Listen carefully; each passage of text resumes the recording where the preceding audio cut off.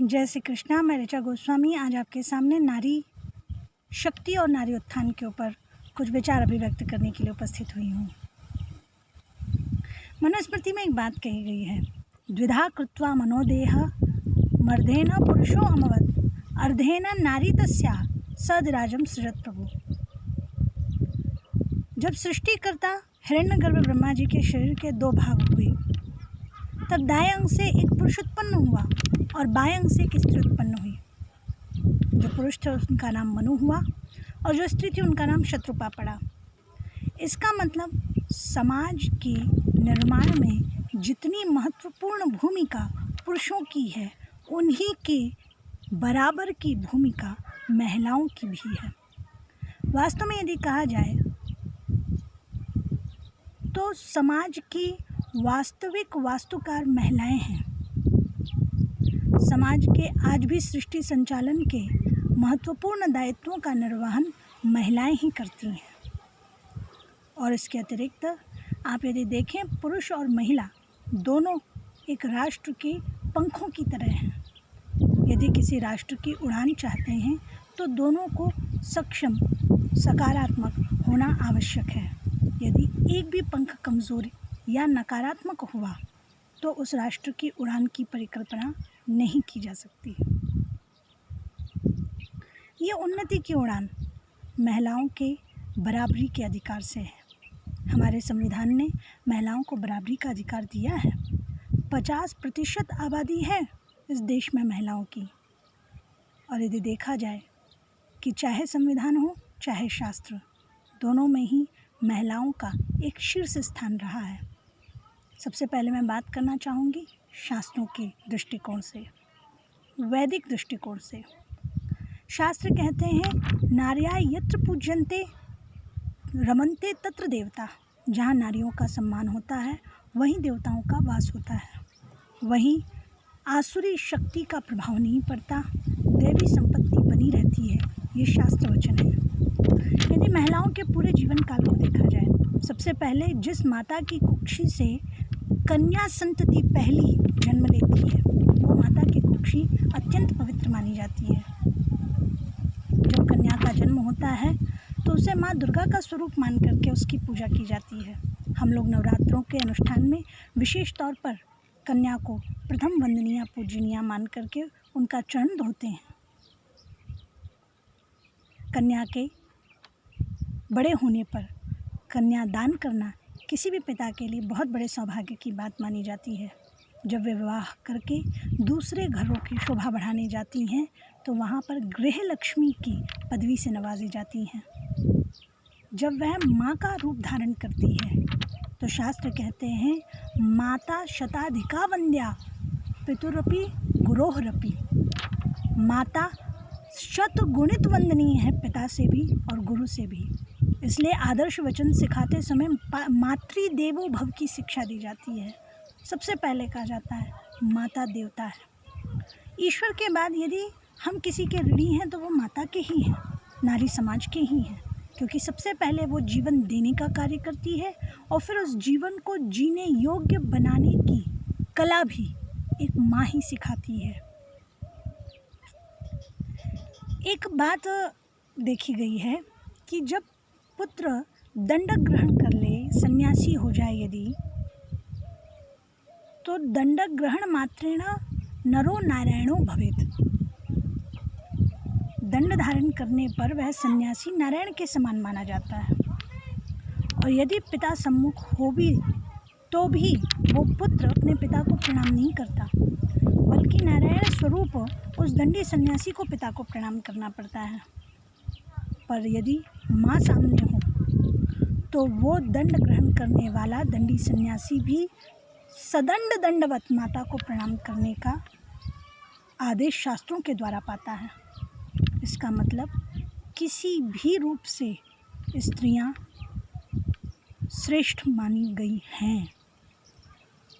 जब हम जयकारे भी लगाते हैं तो गौरी शंकर, सीताराम, राधे श्याम, पहले शक्ति का स्मरण फिर भगवान का स्मरण। क्योंकि इस संसार में यदि देखा जाए तो सब कुछ शक्ति का ही प्रभाव है। यदि किसी चीज़ में शक्ति ना हो तो उस ईत्व का अस्तित्व नहीं होता। शिव में भी जो ईत्व है वो शक्ति का वाचक है, शक्ति का द्योतक है। यदि शिव से ईत्व को, शक्ति को विलग कर दिया जाए तो शिव भी शववत हो जाता है। ऐसे ही हमारे भारतीय समाज को भी देखना होगा। यहाँ महिलाएं सदैव से एक उच्च स्थान पर रही हैं। हमने पूर्व में भी गार्गी, मदालसा, विश्वाम्बरा, रानी दुर्गावती, अहिल्याबाई, लक्ष्मीबाई जैसे बहुत से उदाहरण नारियों के सम्मान को, गौरव को बढ़ाने वाले देखे हैं। परंतु जिस प्रकार से बाहर के आक्रमणकारियों के लगातार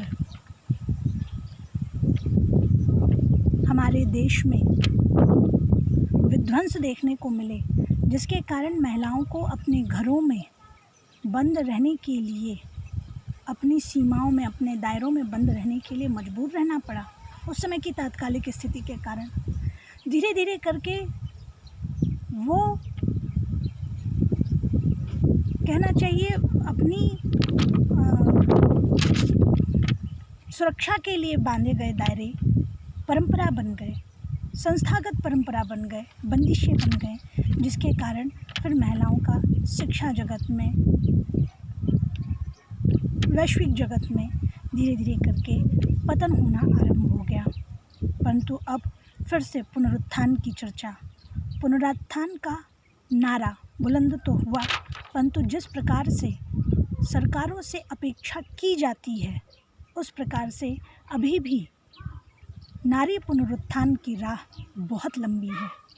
यदि देखा जाए अभी भी पुरुषों के अनुपात में महिलाएं 16.7% ही साक्षर हैं। मतलब अभी भी शिक्षा का इतना अभाव है। अभी भी महिलाएं काफ़ी अशिक्षित हैं। बहुत से कार्य क्षेत्रों में महिलाएं पुरुषों से पिछड़ी हुई हैं। हालांकि नारी को अबला कहना उसका अपमान करने जैसा है, ये महात्मा गांधी का वचन है। परंतु यदि देखा जाए तो इस समय नारियों के प्रति होने वाले हिंसात्मक व्यवहार अपने आप में एक बहुत बड़ी समस्या के द्योतक हैं। यदि आप देखें, हमारी सरकारों ने पहले भी वैसे महिलाओं को बड़ा सम्मान दिया है, परंतु अब राज्य सरकार में, मध्य प्रदेश की राजनीतिक स्थिति में जो सरकारें आई हैं, यदि उन पर हम बात करें तो भाजपा की शिवराज सरकार में हमने 15 सालों में महिलाओं के प्रति किए जा रहे हिंसात्मक व्यवहार के अनुपात में वृद्धि देखी है। हमने बलात्कारों के, उत्पीड़नों के मामलों में बहुत तेज़ी से वृद्धि देखी है।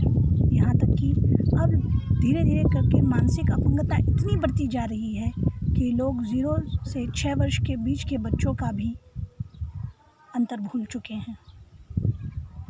तो इस तरीके की मानवीय उत्पीड़ना और ख़ासकर महिलाओं के प्रति की जाने वाली हिंसात्मक कार्यवाहियाँ जिस तरीके से रोकी जानी चाहिए थी वैसी नहीं रोकी गई।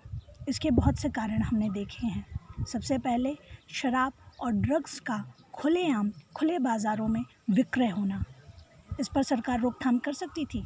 परंतु यदि आप देखें कि पिछले 15 सालों में शिवराज सरकार के कार्यकाल के दौरान बार डांस की परंपरा को वृद्धि मिली। हमारे भारतीय समाज की परंपराओं को कलंकित करते हुए बारों को और उसमें नृत्यों को इतना प्रोत्साहन दिया गया कि नेपाल, बांग्लादेश आदि बाहर के देशों से आई हुई 65 महिलाएं इस कार्य की दलदल में धंस चुकी थीं। वे बहुत परेशान थीं। तब कमलनाथ जी की सरकार ने उन्हें उस दलदल से निकाला, मुक्त किया, एक स्वतंत्र जीवन जीने का अधिकार दिया। हमने देखा है कि महिलाओं के उत्पीड़न में जो सबसे बड़ा कारण बना है वो पुलिस का प्रभावी कार्यकाल ना हो पाना, क्योंकि अन्य कार्यों में भाजपा सरकार इतना लिप्त रही, जैसे कि भूमाफिया, रेत माफिया, अवैध कॉलोनाइज़र और भी बहुत से व्यापार हमें इस कार्यकाल में देखने को मिले। जिनके कारण पुलिस को महिलाओं के प्रति जिस तरीके से प्रभावी कार्य करने चाहिए थे, जिस तरह की कार्यवाहियाँ होनी चाहिए थी, वैसी देखने को नहीं मिली, बल्कि इन मामलों में सरकार की असंवेदनशीलता के कई प्रत्यक्ष उदाहरण हमें ऐसे भी मिले जिसमें उत्पीड़िता के घर तक किसी भाजपाई नेता ने जाकर सांत्वना देना तक ठीक नहीं समझा।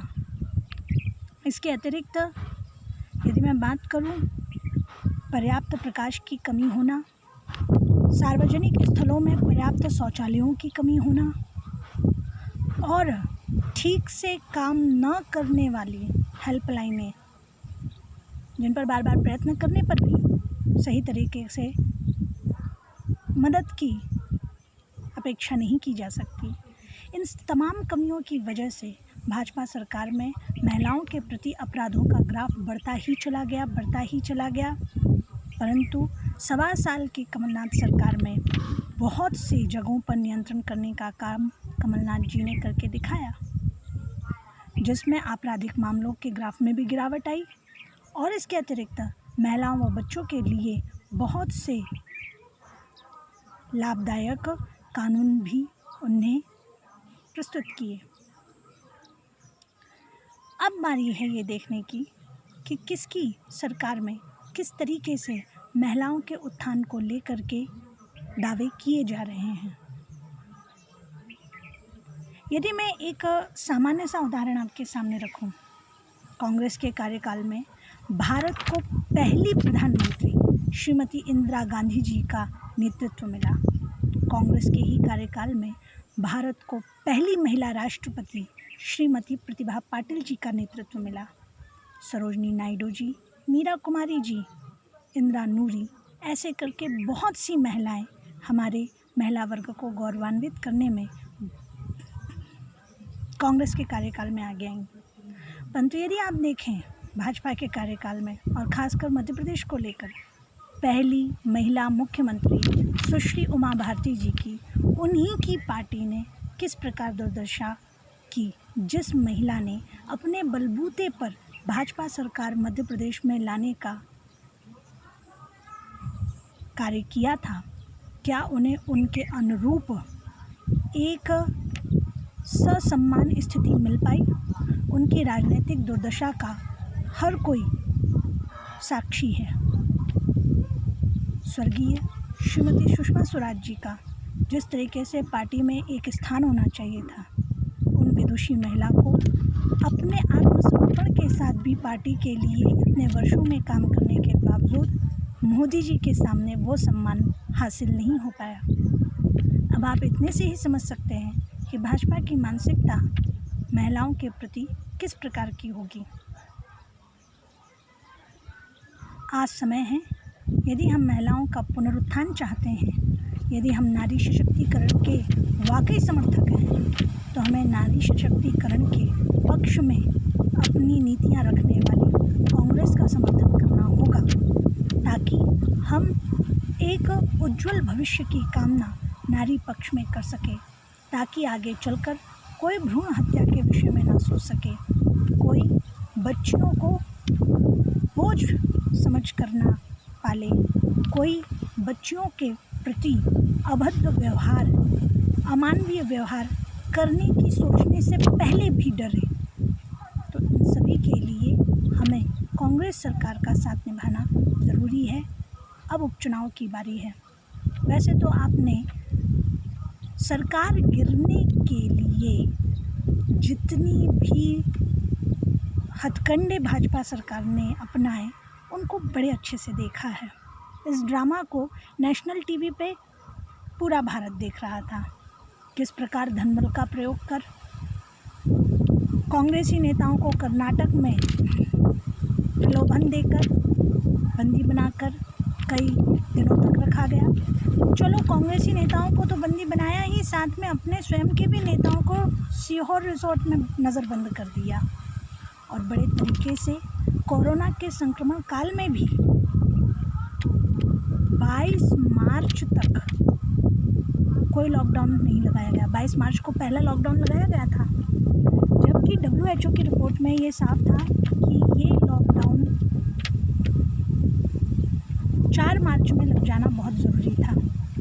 जो आज हमें देश में बढ़ते हुए ग्राफ देखने को मिल रहे हैं कोरोना संक्रमण रोगियों के, उसका सबसे बड़ा कारण यही रहा है कि समय पे लॉकडाउन नहीं लगाया गया, क्योंकि भाजपा सरकार को मध्य प्रदेश सरकार गिराने में इतनी व्यस्तता थी कि वह उस समय संक्रमण काल को भी ताक में रखकर, देश के स्वास्थ्य को ताक में रखकर अपने निज हित के बारे में ही सिर्फ सोच रही थी। कमलनाथ जी ने 1.25 साल के कार्यकाल में जो अपने महत्वपूर्ण कार्य हर वर्ग के प्रति किए, चाहे वो कृषक वर्ग के लिए हो, किसानों के कर्ज माफ़ी के लिए, या महिलाओं के सशक्तिकरण के लिए कड़े नियम लाने के लिए, या बच्चों के प्रति कोई दुर्व्यवहार ना हो इसके लिए नियम लाने के लिए, या युवा वर्ग के रोजगार के लिए, या प्रौद्योगिकीकरण को बढ़ाने के लिए, तमाम क्षेत्रों में जो विकास करके दिखाए हैं, उनके सामने, उनके मात्र 1.25 साल के कार्यकाल के सामने शिवराज जी का कद काफ़ी छोटा दिखाई दे रहा है। छल के साथ में शिवराज जी मुख्यमंत्री बनने के लिए तो आ गए, मुख्यमंत्री बन भी गए, परंतु कहना चाहिए कि कमलनाथ जी के व्यक्तित्व के सामने शिवराज जी का कद अभी काफ़ी छोटा दिखाई दे रहा है। उपचुनाव सामने हैं। मैं आपसे अनुरोध करूंगी कि महिला सशक्तिकरण और हर वर्ग के सशक्तिकरण के लिए आप लोग कांग्रेस को ही चुनें। एक स्वयं का कहना चाहिए सेंस लगाएं, दिमाग लगाएं कि हम सत्य के साथ हैं या असत्य के साथ हैं, नैतिकता के साथ हैं कि अनैतिकता के साथ हैं, क्योंकि हमने अनैतिक सरकार को, शिवराज सरकार को आते हुए देखा है, जिनने ज़बरदस्ती और तमाम छल छद्मों का प्रयोग करके भारत के संविधान का मजाक उड़ाया है। उनको मज़ा चखाने की बारी आई है। यदि आप लोग मेरी बात से सहमत हों तो कृपया अपना वोट सिर्फ और सिर्फ कांग्रेस को देवें और इस छल की राजनीति से भाजपा सरकार को सबक सिखाएं।